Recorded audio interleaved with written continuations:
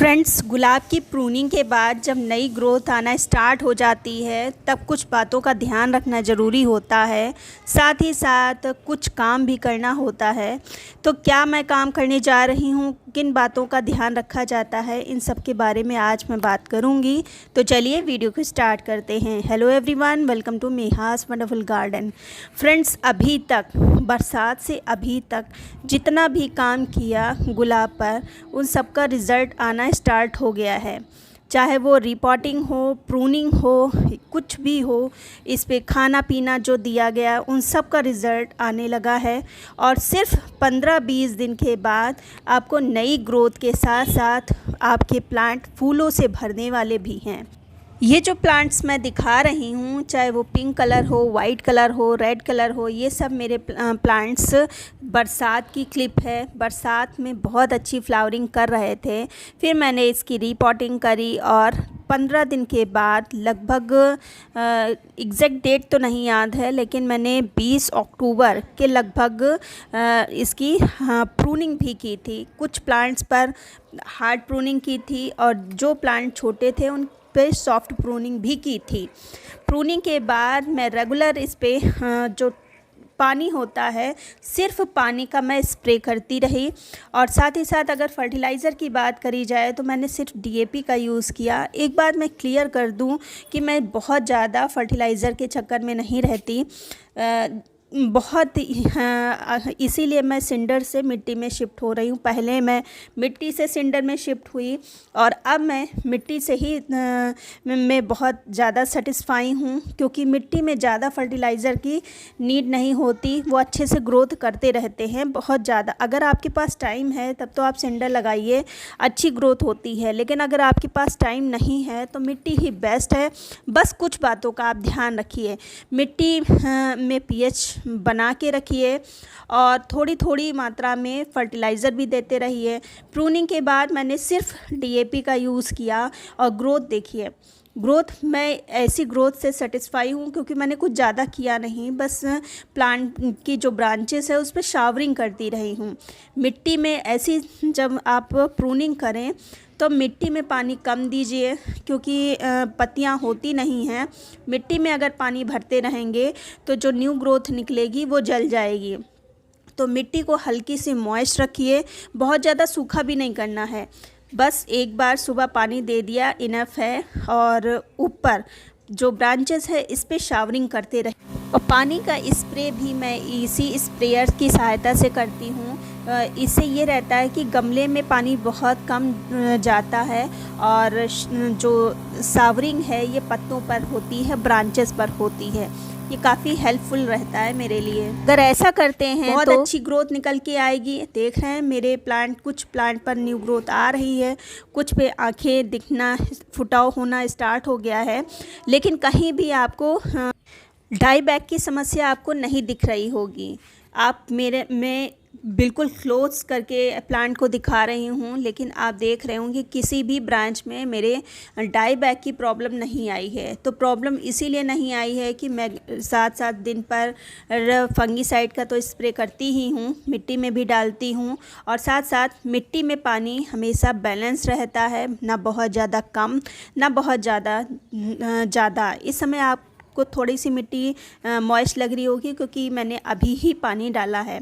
तो इन सब बातों का ध्यान रखिए। और सबसे ज़्यादा ज़रूरी काम जो न्यू ग्रोथ आना स्टार्ट हो जाए तब है जो इंसेक्टिसाइड का स्प्रे करना। इंसेक्टिसाइड का स्प्रे बहुत ज़्यादा ज़रूरी होता है, क्योंकि जब नई ग्रोथ होती है तो जो पत्तियां होती हैं बहुत ही सॉफ्ट होती हैं।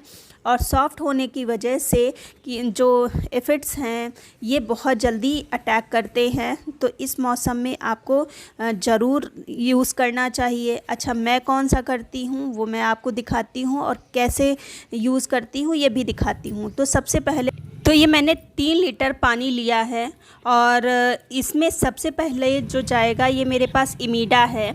और जो भी दवाई लीजिएगा वो अच्छी कंपनी का लीजिएगा। मेरे पास 2 दवाई हैं, अल्टरनेट बेस पर मैं यूज़ करती हूँ। एक सिमोडिस है, एक इमीडा है। इमीडा थोड़ी सी सस्ती है, सिमोडिस थोड़ी सी महंगी है, लेकिन उसका जो रिज़ल्ट है बहुत ही बेस्ट है।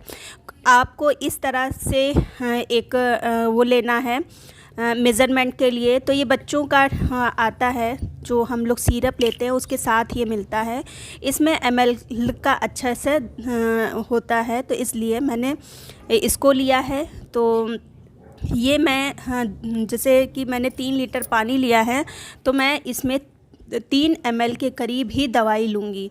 चूँकि मेरे प्लांट्स पर किसी भी तरह का कोई पेस्ट नहीं है, कोई इंसेक्ट्स नहीं है, इसलिए मैंने 3 ml लिया है। और ये जो दूसरा है ये सिलिकॉन चिपकू है, तो इसको यूज़ करते हैं तो जो दवाई हम स्प्रे करते हैं वो चिपक जाती है प्लांट में, तो थोड़ी देर मतलब दवाई प्लांट पर टिकी रहती है।